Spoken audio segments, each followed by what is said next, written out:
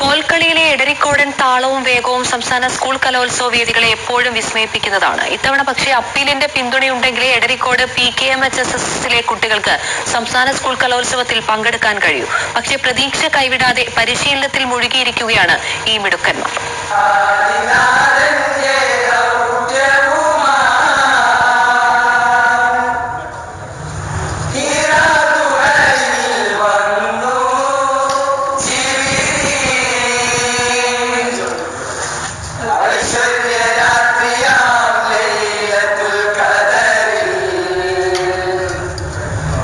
കോൽക്കളിയുടെ താളം എടരിക്കോട്ടുകാരുടെ ഹൃദയതാളമാണ്.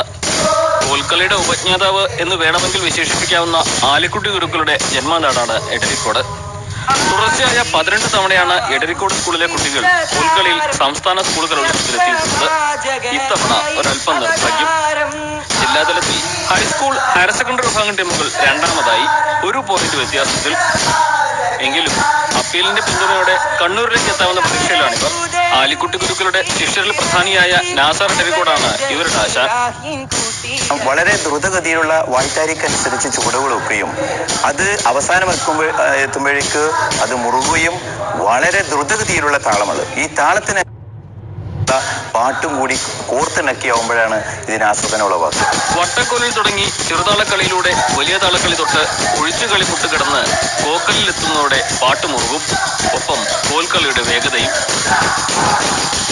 ഈ കൂട്ടിമുറുക്കലിൽ ഇപ്പോൾ എടരിക്കോട്ടെ മുഴുവൻ കോൽക്കളി പ്രേമികളുടെയും ഹൃദയത്തുടിപ്പുണ്ട്, പ്രാർത്ഥനയുണ്ട്, പ്രതീക്ഷയുണ്ട്. ഏഷ്യാനെറ്റ് ന്യൂസ്, തിരൂർ. ലക്ഷദ്വീപിലൂടെ